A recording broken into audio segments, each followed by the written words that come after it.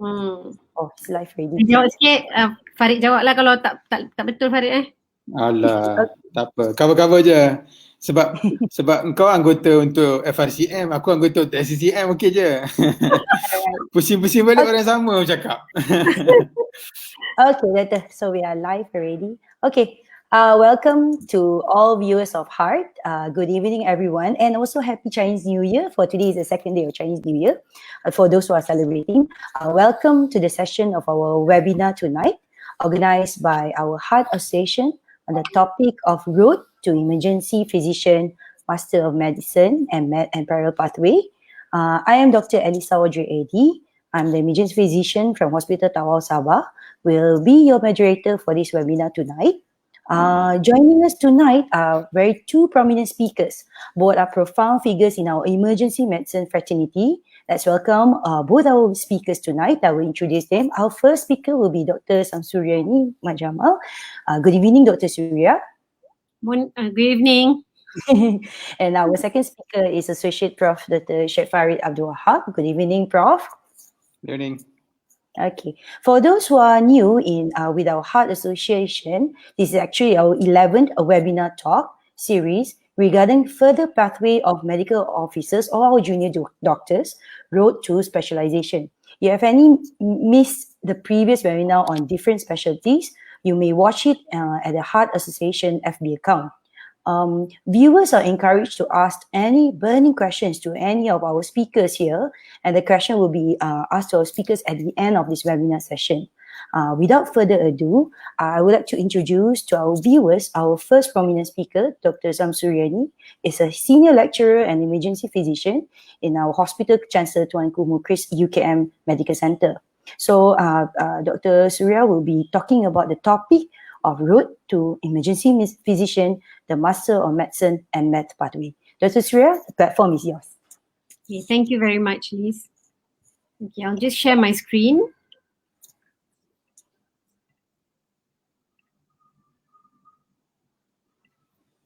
Okay. Assalamualaikum and a very good evening to all. I'll be talking on the postgraduate program of emergency medicine. So the postgraduate program of emergency medicine is actually offered by 4 universities in Malaysia lah. So the first, UiTM just started the program hopefully this year, and the other 3 unis that has been offering the program for the last 10 years or so is USM, UM, and UKM. Okay. So I think the program of Masters of Emergency Medicine is a program that all of you are quite familiar with, and you can actually a lot of people can actually apply for the program.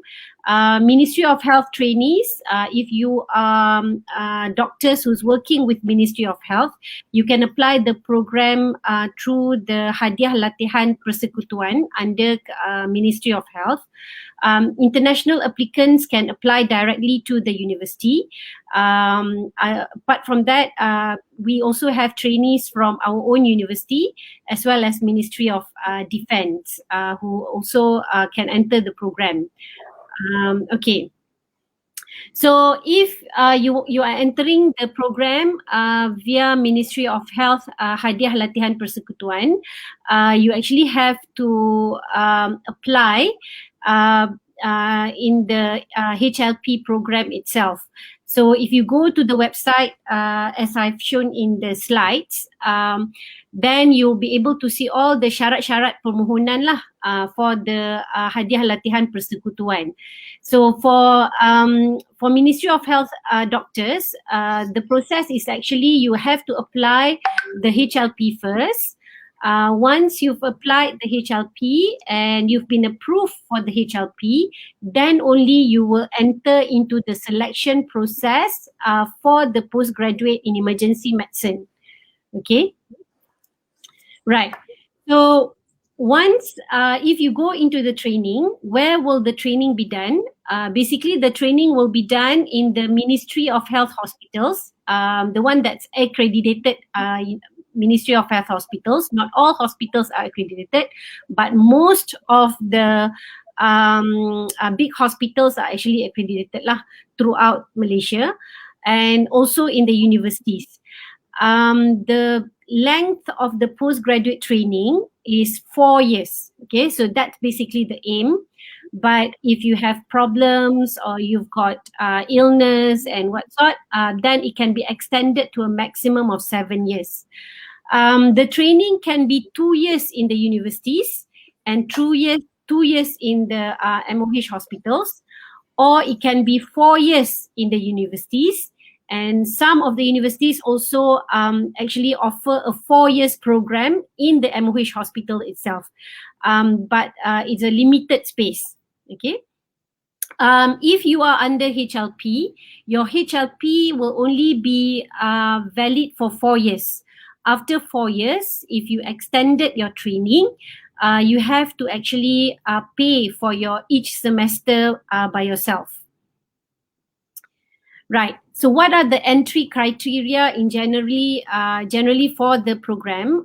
Basically, you can enter into the program only after your horsemanship. You have to have a primary medical qualification that's approved by MMC. But I guess if you've already working as a houseman, obviously you already had your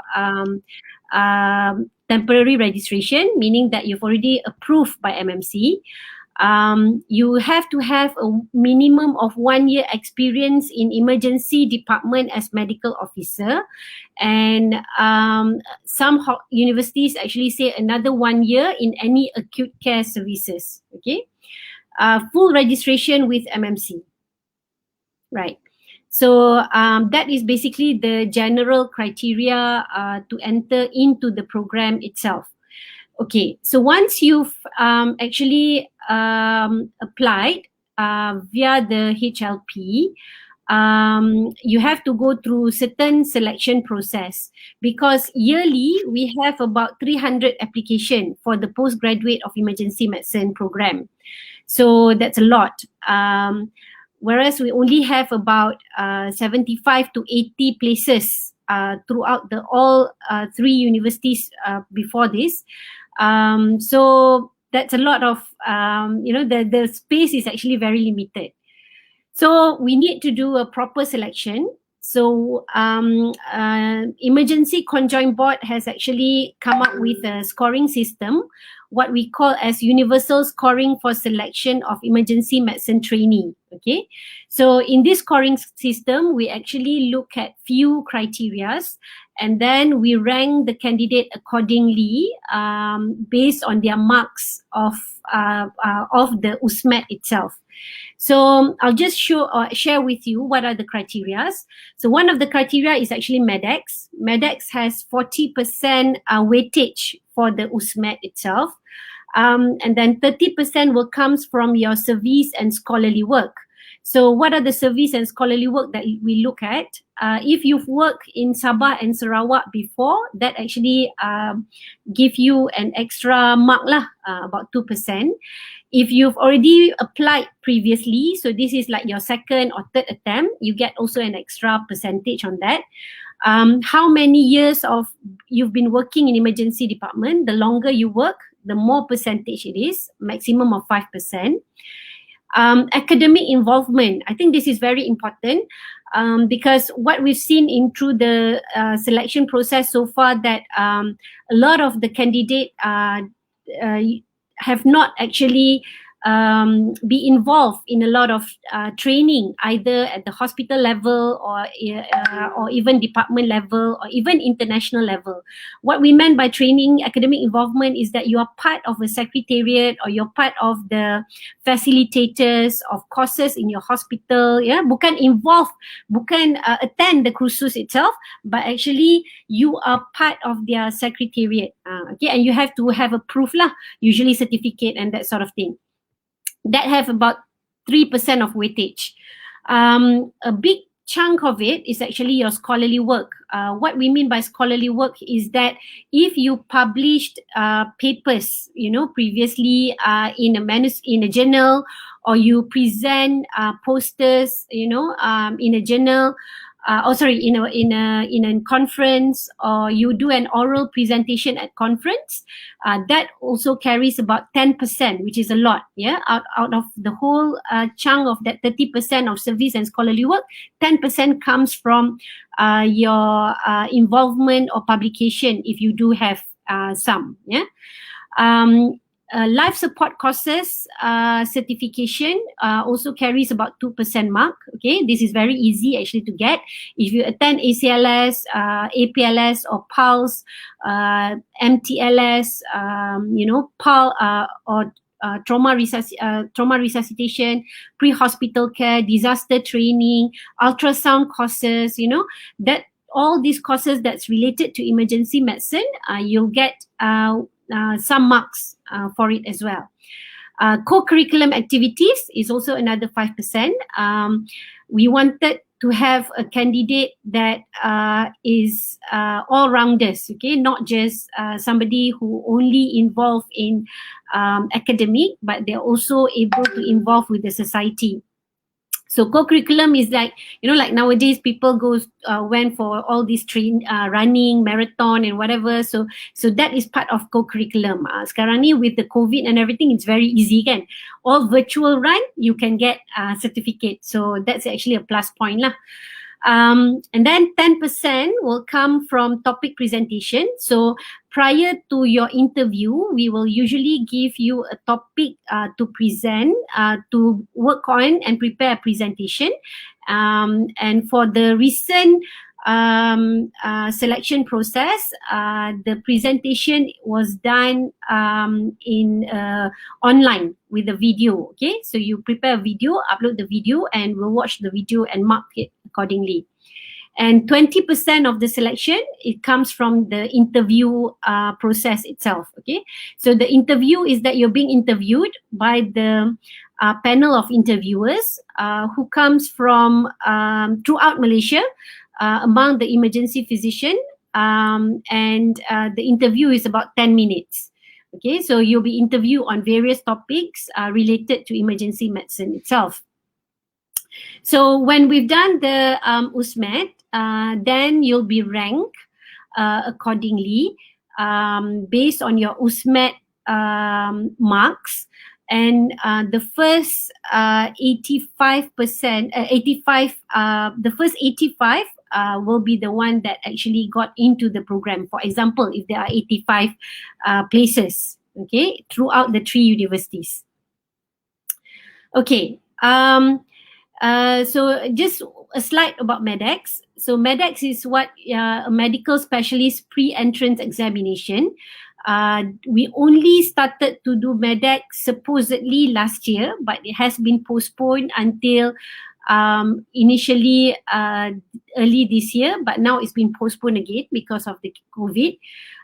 So the medical specialist pre-entrance examination is conducted by Majlis Peperiksaan Malaysia. It's only conducted once a year so far, and it will you will have to pay 800 ringgit per paper. So, and the paper valid, or the certification valid for 3 years. For emergency medicine, the questions will be 60 questions of true and false. Yeah. So all specialty will go via MEDEX lah, as a pre-entrance examination. So when I say that 800 ringgit per paper, meaning that if you wanted to take an EM paper, then you pay 800 ringgit. But if you wanted to take EM paper as well as surgical paper, then you have to pay 1,600. So 800 ringgit per paper per specialty, right? So as I've explained earlier, the program is 4 years, and throughout the program, you'll be going through all this curriculum covering the emergency medicine and critical care, anesthesiology, internal medicine, cardiology, surgery, neurosurgery or trauma surgery, pediatric, orthopedic, elective postings, and also ONG. Obviously, among all the 4 universities, there will be some varieties in terms of which attachment or which rotations that you go through, whether first year or second year or third year or fourth year. But in general, we are sort of doing the same sort of rotations throughout the 4 years. Okay. So the curriculum will involve a lot of okay, masters is a bit different from your medical school. Yeah, so there's a lot of self-directed learning. You will have to learn by yourself. Obviously, your lecturers and your specialists will be there to guide you along the way, but there's a lot of self-directed learning. And you'll also be trained into doing a lot of procedures the correct way, and also to sharpen your psychomotor skills as well throughout the 4 years. So this is an example in UKM itself. Just one example. The rest of the universities will also sort of have the same, except that probably the rotations are a bit different. Instead of ICU in the first year, they may have ICU in their second year and that sort of thing. Yeah. So these are sort of the needs. So you can see that the rotations are divided into weeks. Yeah. Some are 12 weeks, some are 4 weeks, some are longer. Obviously, most of your training will be in emergency medicine. Yeah, majority of it will be in emergency medicine. Right. Obviously, for the master's program, you will definitely have an assessment. Okay, you have a formative assessment whereby the assessment is being done throughout the 4 years. Okay, and also a summative assessment, which will be done in 2 exams, which is in your year 1 and your year 4. Yeah. Right. So what are the formative assessment in the postgraduate program? So the formative assessment will be posting assessment. So whenever that you go for postings or rotations, you'll have assessment by the supervisor of that rotation or posting. Some unis also have year-end assessment. So at the end of second year and third year, they usually have a year-end assessment to see your progress, and there's variability between one university to another. And also case reports and as well as dissertation. Okay, case report and dissertation is actually a big one of the important part of scholarly work in the master's program throughout the 4 years. Yeah, and how many case report depend. It varies from one uni to another. For example, in UKM, there's 5 case reports to be done, and if publish your case report, it will be considered as 2 case reports. So it varies. Okay, in some unis, probably Prof. Farid later will be able to share with you how many they have in USM, maybe none. Okay, and also dissertation, but all unis have actually a dissertation. Dissertation meaning like you have to do a research throughout the 4 years of your program, and it is a compulsory or prerequisite prior to sitting for your part 2 exam or your exit exam. Yeah, so the summative assessment, meaning that the assessment that is done, which is quite important, is the part 1 exam and also part 2 exam. The part 1 exam is in your first year, and your part 2 exam is your 4th year, or that what we call as exit exam. Both exams, we have theory and also clinical part of it. And for both exams, you take your theory first. If you pass your theory, then only you can take your clinical exam, right? Yeah, so I guess that's all from me for now. Thank you very much. Okay. Thank you, Dr. Surya, for the excellent explanation regarding the Master of Medicine pathway. So any viewers who have any question, you may type in our Heart FB chat box, and we will try our best to answer at the end of the session later for Q&A. Now, I would like to introduce our second speaker, Associate Prof. Dr. Sheikh Farid Abdul Wahab. Prof. Sheikh Farid is a senior lecturer and emergency physician in USM. He's also the chairman of the Specialty Conjoint Committee in Emergency Medicines. Besides that, he is the president-elect for the College of Emergency Physician, Academy of Medicine Malaysia, and the Training Coordinating Committee FR Camp Malaysia. So Prof. Farid will be presenting on the topic Road to Emergency Physician, the Parallel Pathway. Prof. Farid, the platform is yours. Thank you, Madam Chairwoman. Thank you also for the Heart Association for inviting us for this talk where we can share regarding the emergency medicine pathway in Malaysia. So I'd like to share my slides.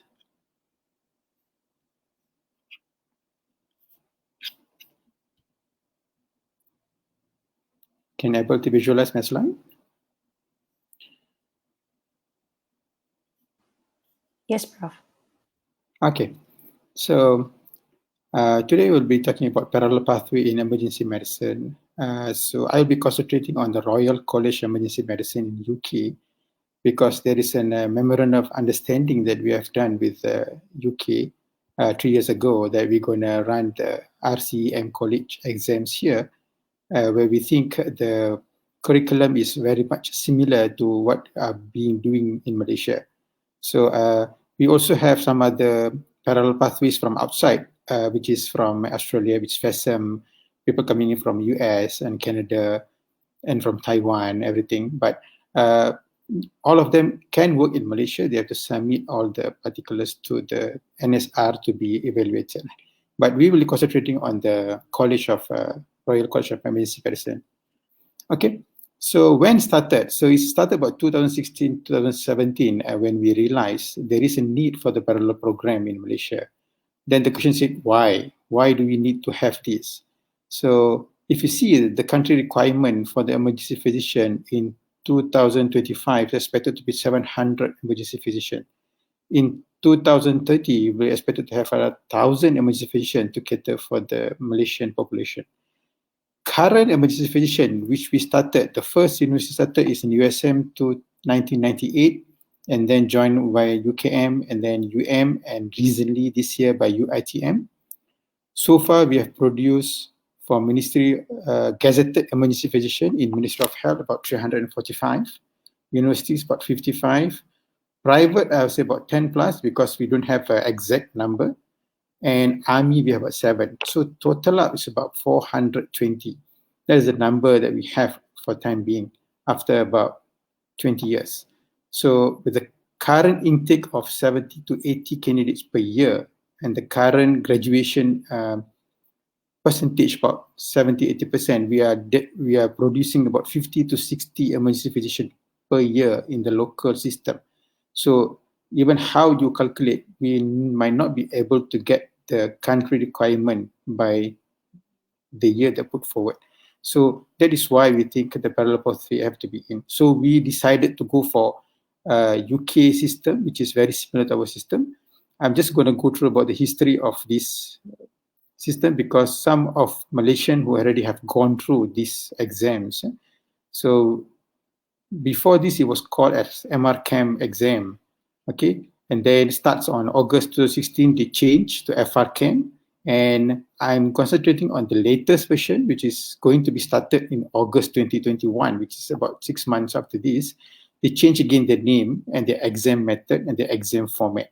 So I believe all our listeners today is those are very young who plan to take the exam. So you're going to go into the category which is going to be starts August 9, 2021. So we have, these are the exams that we bring forward. So these are the exam requirements from August 2021 onwards, which is the far right, which is the award for FRCAM. Okay, I'm not going to go into detail. Everything is under the RCEM website. But there are exam papers that you have to get through. So this is basically parallel pathway is an exam paper. They have MRCEM primary, single best answer or SBA, MRCEM intermediate, and then you have to sit for MRCEM OSCE. Once you pass your MRCEM OSCE, you will be awarded as MRCEM award. So you can put under your name, Dr. So-and-so, MRCAM. Okay, but the MRCAM in Malaysia was not categorized as a specialist certificate. In some countries like India, yes, they might consider you MRChem award as a specialist certificate, but in Malaysia, it's not. So we only recognize when you finish your FRCEM SBA and FRCEM OSCE as your final exams, and you will be awarded as FRCEM certificate. Okay, so a brief of what are they asking for. If MRCM primary, they have 180 questions for 3 hours. Maximum attempt, you can take up to 6 times. Okay, it means you fail the 6th time, you cannot go for the next 7th exam. Then MRCM intermediate, you have 90 plus 90 questions, 2 papers, 2 hours, 2 hours, maximum attempt also 6 times. And then you have MRCM OSCE, 18 station, 7 minutes per station, also maximum attempt of 6 times. After you pass your MRCM, when you get your MRCM award, then you have to wait previously before August 2021, you have to wait for at least 36 months. But the latest one, they reduced to 12 months before you start going for FRCEM exam. But in between all this, they have so many other assessment along the way, which is your training assessment, which is not actually exam papers. So this is a rough examination pathway. So if you can see, the first you must take is your MRCM primary exam, and then you can go for MRCM intermediate or MRCM OSCE. There is no time limit. You can finish up whenever you want to take the exam. Whenever you think you are ready, you can go for the exam. Then once you pass your MRCM OSCE, then once you be given an MRCM award, then you can go for higher specialty training. Then the specialty is about 12 months and on. Okay. So besides that, in between you get all this, you also have to go through the other assessment they're going to do, which is FRCM Final Critical Appraisal and FRCM Final Quality Improvement Project, so QIP. Okay. So why do we need MRCM award? Okay, because the award of membership MRCM is very important, because how you get is one thing. This is the exam that you have to go through and you have to pass. MRCM primary, MRCM intermediate, and MRCM OSCE. Once you pass all three exam papers, then you will be given MRCM award. Why is it important? Because a non-UK graduate, if you are not have undergraduate from Ireland or Wales or Scotland or England itself, then you cannot work in UK. To work in UK, you must have the GMC recognized award. Only MRCM is considered recognized and registrable in UK, and you can work there. So if UK grad, you do not need to have to take MRCM exam. It's renewed and valid and may attempt FRCM final without MRCM award. And why we are emphasizing to have an MRCM award is because we suggest you to work in UK for the last 12 to 18 months before you go for FRCM final exams. One, because their exam is very much towards their system. So we want you to be there to understand the system better and assist in answering the final exam. And definitely when you have to beat the system, then you have a better passing rate.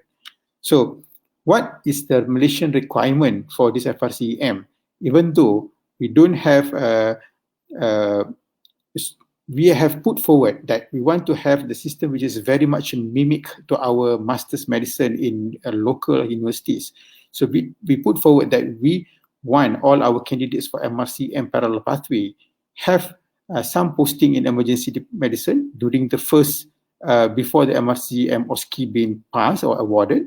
They have to go through anesthesia posting for 2 months, critical care medicine posting for 4 months, pediatric posting for 4 months, general medicine posting for 4 months.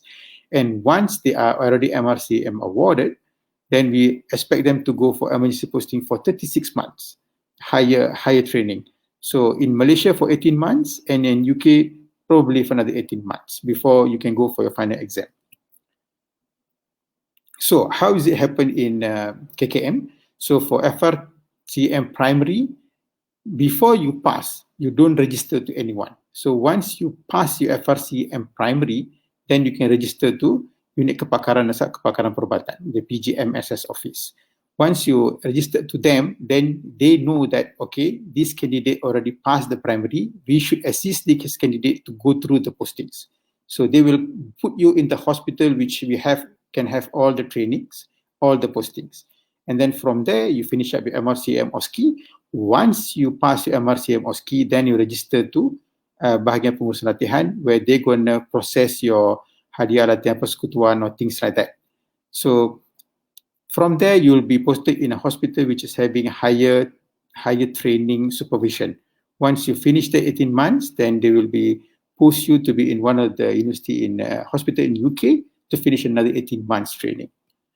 Okay, so what's our role in college? So what we do, we facilitate the exam, we do the logistic requirement, we do the marketing advertisement, we train the trainers, we train the supervisors, we train the examiners, and we're assisting the candidates placement in UK hospitals for preparation for FRCM finals. So far, we already have 3 hospitals in our list that we already visited and get approval in North London, in Manchester, and also in Leeds. So these hospitals are already prepared to take our candidate to be trained under them. Okay, so about scholarship from MOH, I think after you completed your MRCM, before MRCM award being given, all your exam papers will be on your own expenses. You have to spend on your own to get the thing, because MOH is only interested those candidates which is really wants to go for further training, not just to take one paper and then not plan to proceed.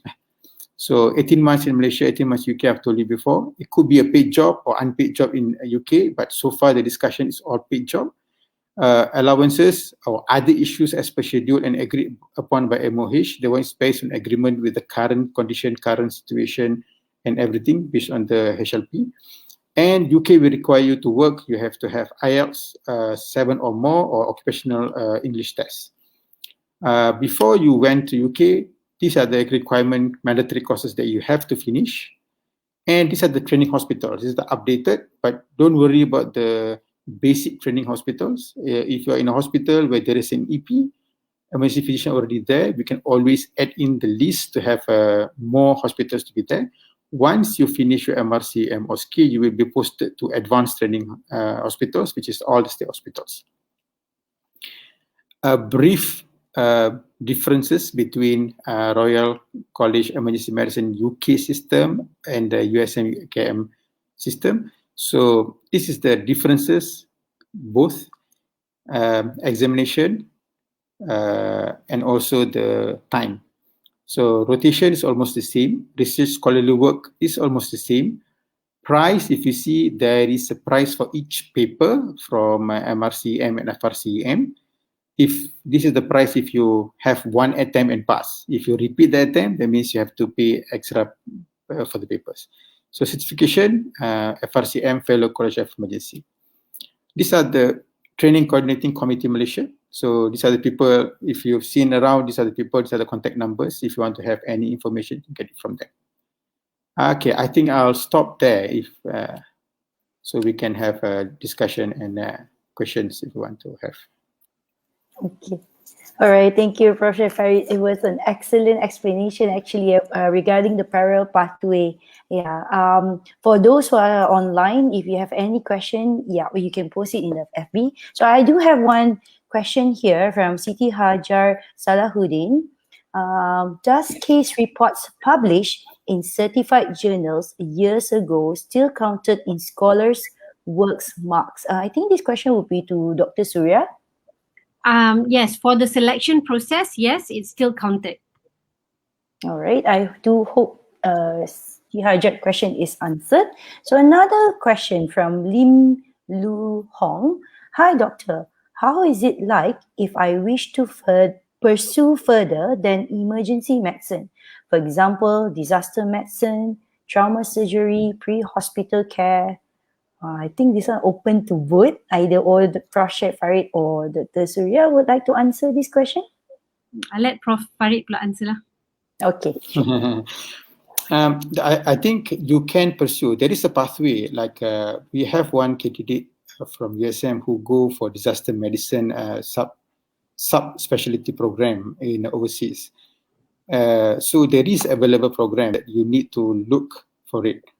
maybe in Malaysia, we like pre-hospital care is after your Masters of Emergency, then only you go into the pre-hospital care and or disaster medicine further studies. Trauma surgery is more under surgical group, not under emergency group. So you have to be a surgeon, then become a trauma surgeon, or if they have a trauma surgeon pathway, then it's a different thing. But yes, there is something that you can go without doing Masters of Medicine, emergency medicine, and you go for the other programs. Thank you. So I hope Lim, is answered your question. Oh, okay. So this is for both. Hi, Associate Prof. Sheikh Farid and Dr. Surya. I have a question about the parallel pathway. I'm no longer in the government service and in private service. I have recently passed my FR Chem primary. However, I received an email from RCEM stating that I do not qualify for the second part exam as I am not in the recognized centers and I need to be in UK trainee according to the email when I sought clarification on not being qualified for the second part examination. What should I do as I would like to pursue further? I think this one to Prof. Sheikh Farid also, I guess. This is something new because so far we haven't been told that which center you need to come from to get for your exam. Because I think it's a paper-based exam. As long as you have gone through all the postings that because they have the list of postings that we require our candidates to do. If you don't have the proper posting done, they might not approve you. But I think it's all exam paper-based question. I think it shouldn't be a problem. I've never encountered that problem before so far. This is the first time I'm hearing that they deny you from taking exam. Yeah, because I feel that if I'm not mistaken, it's only important about your rotations and everything before you taking before like prerequisite before taking FRCEM exit exam. Okay, so not like before that. Before that is all paper based. As long as you pay, you're supposed to be able to take the exam lah. Agree. Okay, so from Fafina, good evening, doctors.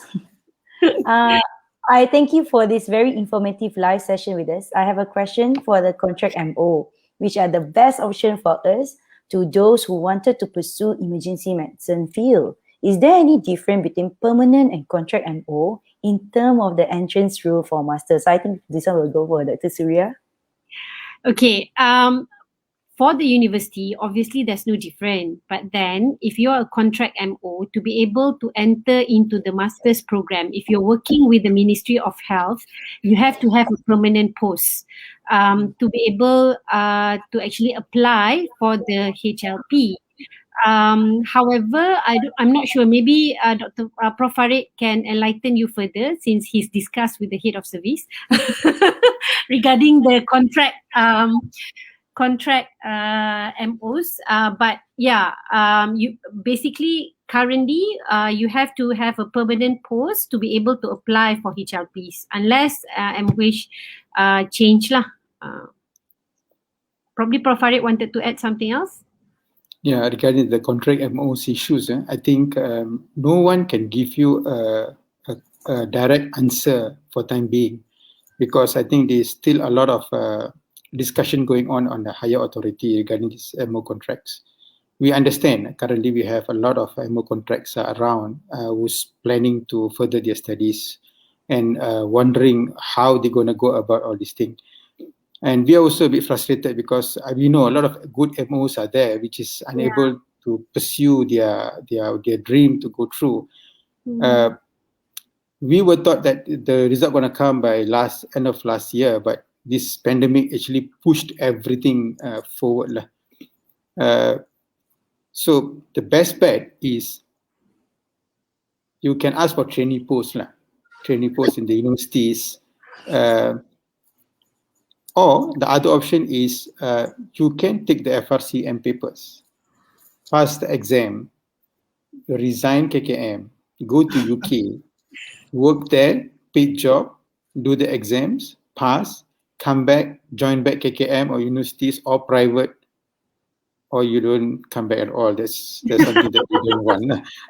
We want you to come back. We want you to serve Malaysia. But that is the path available for time being. But I just also want to emphasize one more thing. Please do not take this MO contract issue as a disinhibition for you guys not to pursue your career. If you have a good will of want to do emergency medicine, just go for it. Go for it. You can go for the external papers, prepare yourself. You never know when MOH we're going to say that, okay, we're going to increase the contract for the next 10 years. That means you're already there with the papers passed in your hand, then you already have a higher end to go further. So if you wait for the MOH to say, okay, kita accept you baru nak ambil exam, then you already in a backseat pedaling lah. So please do not put yourself in this notion. Like, just go ahead. If you think that this is good for you, this is for you, go ahead. Try to be there at the par. When the gate opens, you are there. So I would suggest that. I think you've got nothing to lose if you just try and take all the papers available. Even in the masters itself, if you've already got either your primary or intermediate, we do have a weightage for the selection process for these papers. It will add up to your MEDEX, and obviously it will increase your marks lah. Agree. Thank you. Yeah. Okay, another question from Tana. Is degree recognized by JPA? Are we entitled with specialist allowance on gazettement at the end 12 months? Okay, Dr. Surya? I'm not sure I understand the question. Degree meaning degree in something else? Or I mean, because we've already got a degree in medical, MBBS, or MD, and the next step would be masters. So unless you're talking about a different degree, another bachelor degree, then obviously a bachelor degree will not be entitled with a specialist allowance lah at the moment, But then a master's degree, yes, it will be entitled you for specialist allowance on gazettement at the end of 12 months, yes. If he is talking about FRCM certification, it is a gazetted specialist. Yeah, true. Wow. Okay. Wow, we got so many questions actually. So Dr. Don Shankar, for FRCAM, can we stay on longer there to gazette under a consultant and only then return? The RCEM offers some subspecialty training like pre-hospital care in ST4. Can we also do it there before we come back? I think this one for Prof. Sheikh Farid, I think. If you want to stay longer there, it depends on if you are bound with MOH agreement. So usually they will say after you pass, you have to come back and register. So that is between you and Ministry of Health. How did you agree with them? So if you need to come back, then you need to come back. So if you want to do the gazettement there and come back later, maybe there you can apply back to the MOH with the special requests and things like that. So I will not say cannot be done. I said for time being, nobody have done that.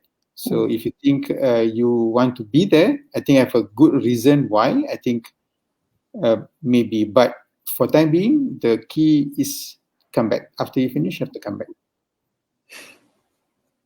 Okay. So another question. International students can attempt MRCM? The Prof. Sheikh Farid. Everybody can attempt MRCM. It's open paper for everyone.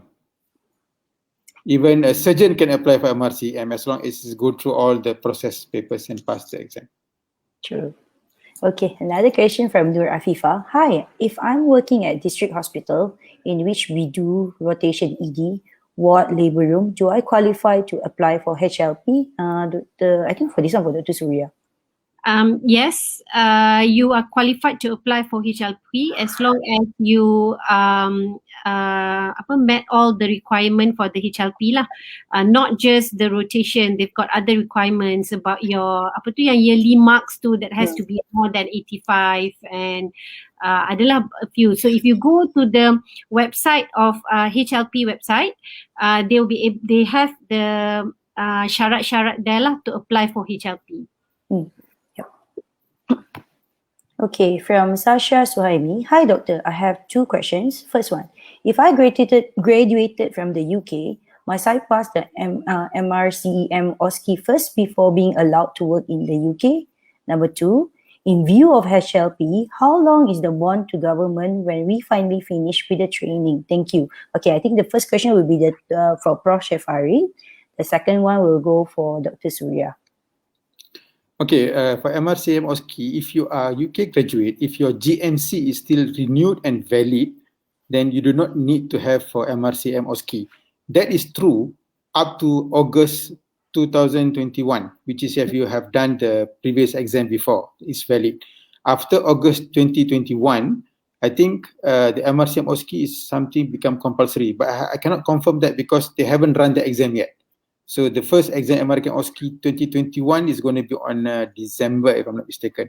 So if you have taken exam before, if you are the previous batch, then the MRCM OSCE you do not need to take as long as you already passed the intermediate SAQ and intermediate SJP papers, which is allow you to go to UK to continue FRCM exam with your GMC still valid.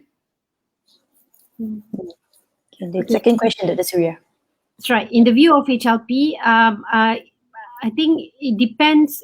For the master's program, if I'm not mistaken, it's about 5 years. But I'm not really sure because I'm actually at the university again.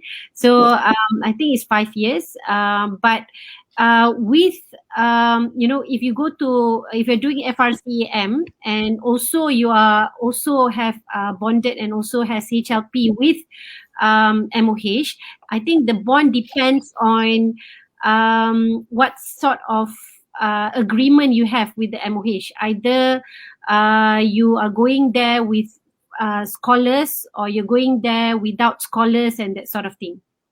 Yep. It's roughly, if overseas, 3 to 5 years bonding. True.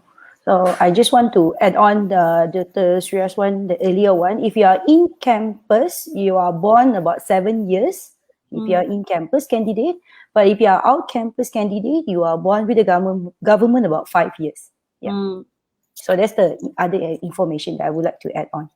Right. But now there is no more in campus, out campus. It's an integrated system already. Yes, true. That was the previous one. Yeah. Okay. So we're not sure whether it is 5 or 7 years now, but it's between that basically. Yeah, agree. So another question from Sokaifi. Very informative session. Thanks for the information. Just a question. If we completed the master program, and is it possible for us to transfer credit to the FRChem? For example, we just need to take the final OSCE part to get the recognition of FRChem. Thanks. So the answer is no. because FRChem is very easy. Their standard is set that you have to go through all the exams. So you have to pass all the exams as be stipulated by the system. So we can ask in or write in to have a special consideration. That will be a different path altogether. You have to goes through their dean of school and everything. It's a totally different thing. Okay. All right. From Siu Kim, thanks for taking my question, Associate Prof. Farid and Dr. Surya. I have one more question. Since I'm not in the government service, what will the pathway be like with regards to the parallel pathway? Do I need to get an attachment with a government hospital to get my accreditation? Thank you.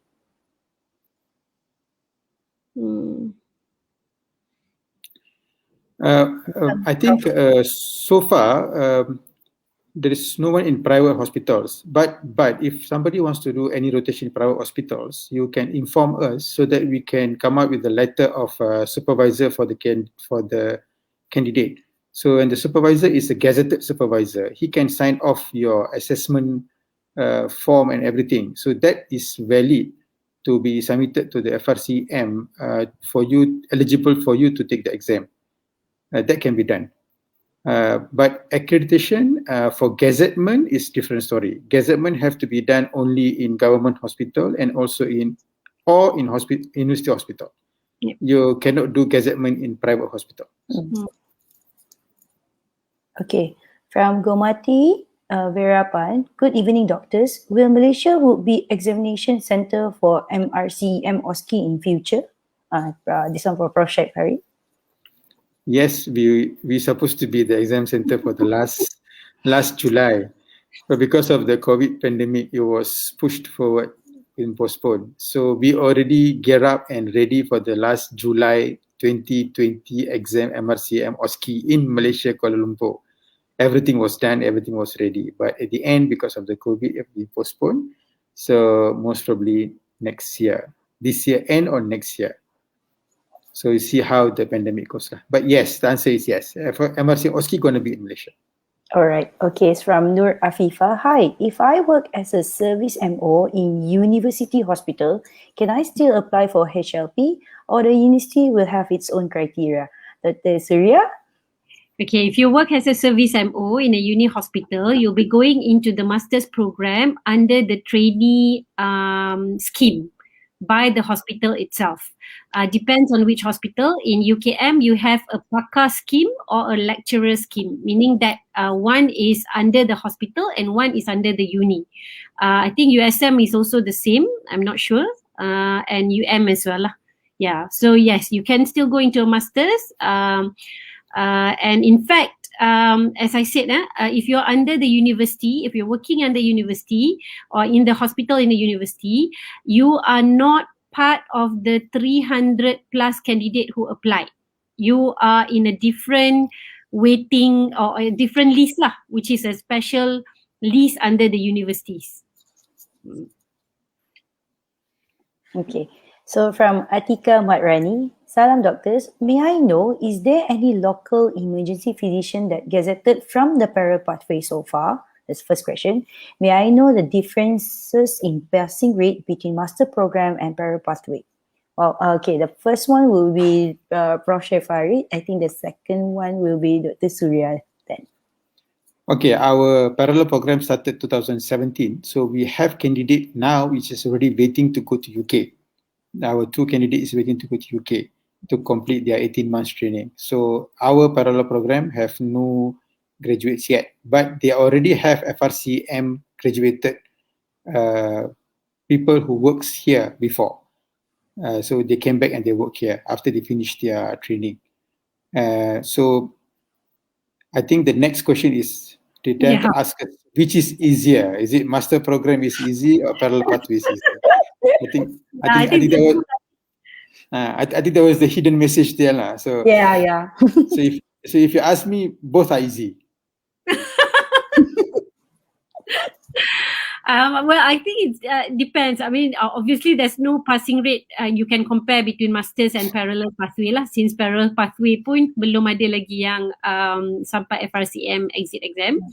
So, but in general, the passing rate for master's program itself for the exit exam is about 85-90% so far.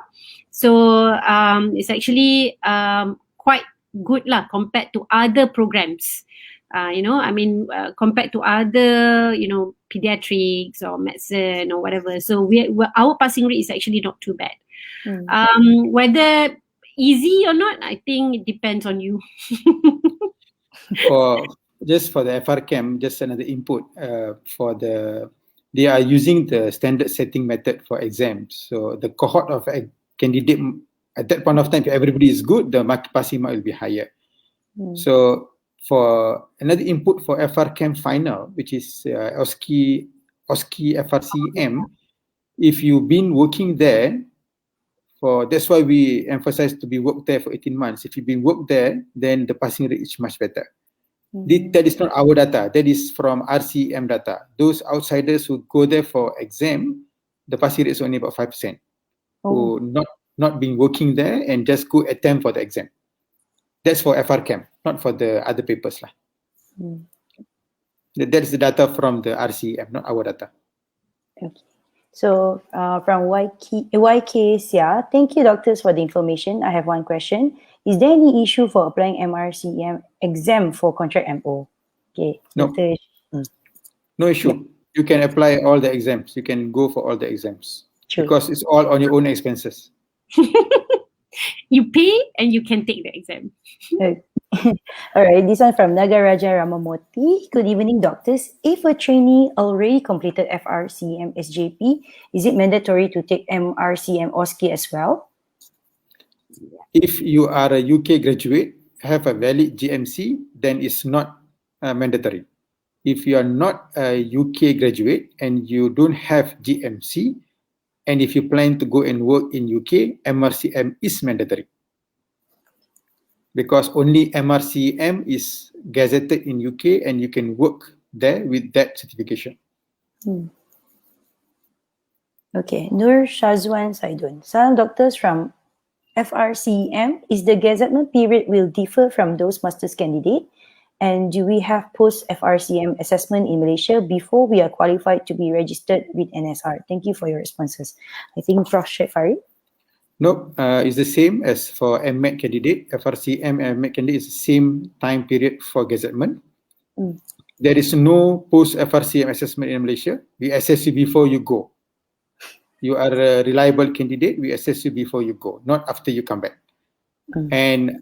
And yes, you are qualified to be registered as NSR as long as you finish your gazettement, complete 1 year services, and then you can apply for NSR. Okay. Oh, from Sasha Suhaimi. Hi, doctor. Just expanding from the earlier question, how long is the bond with government for MRCM candidates? Is it still 5 years, Prof. Shefari? As far as I know, it's 3 to 5 years. Okay, from Nurul Fadila Daud. Hi, doctors. May I know, is there any age limit to apply for Masters MRCM? Thanks. Dr. Surya? For masters, for HLP, to apply for HLP, kalau I tengok dalam the website, is 42 years old. For masters, basically, we do not put any age limit lah. But, you know, but yeah, so for HLP, it's 42 years old. For MRCM, FRCM, Yeah. you take lah. No problem. Any age is okay. But you have to think HLP depends on the age lah. If you go on your own, then it's no problem. Okay, from Nur Afifa. Sorry, doctor, regarding the topic, if I'm working under uni, so the chances of getting master is easier or high chances or the same? Okay, Dr. Surya. I would say it's easier. Okay, because we don't have many MOs under the uni itself. It depends on which uni you're working with. If you're working with USM, UM, UKM, or UITM, then you'll be going the master's program under your own uni. So you're like, let's say like there's only like 5 service MO and only 2 wanted to take the master's program this year. Okay, so obviously you only have to compete with these 2 lah after the selection process by their own uni itself. Currently, we still say that you still have to take MedX. You still go to the same interview process, but you have a different different tempat lah. Meaning that you're not part of the KKM punya waiting or list itself. Okay, you're under the university list. If you are from other universities, let's say if you're from UIA or you are in UNIMAS sort of thing, then you have to apply directly with the university that you wanted to go with. Meaning that, let's say UIA, they have a candidate and they wanted their candidate to apply to UKM or USM, then they have to apply directly to the university. Okay, then we'll do the selection process for them as well. All right, thank you. Okay, so I think this may be our end of the session of our talk today. So, but before we leave this webinar, do leave us a quick feedback and suggestion for the next webinar at the Heart FB account. And then I would like to inform also that the next webinar topic for our next webinar, which is on the 27th of February, Saturday, from 10 a.m. to 12 p.m., will be the topic of Introduction to Medical Research for Beginners. So more details will be on the Heart FB account. Thank you everyone for your time actually from tonight, and have a good week ahead. Thank you, Doctor. Thank you. Thank you everyone. Alright, Stay thank you. safe. Have a good Yes, day. Take care. take care.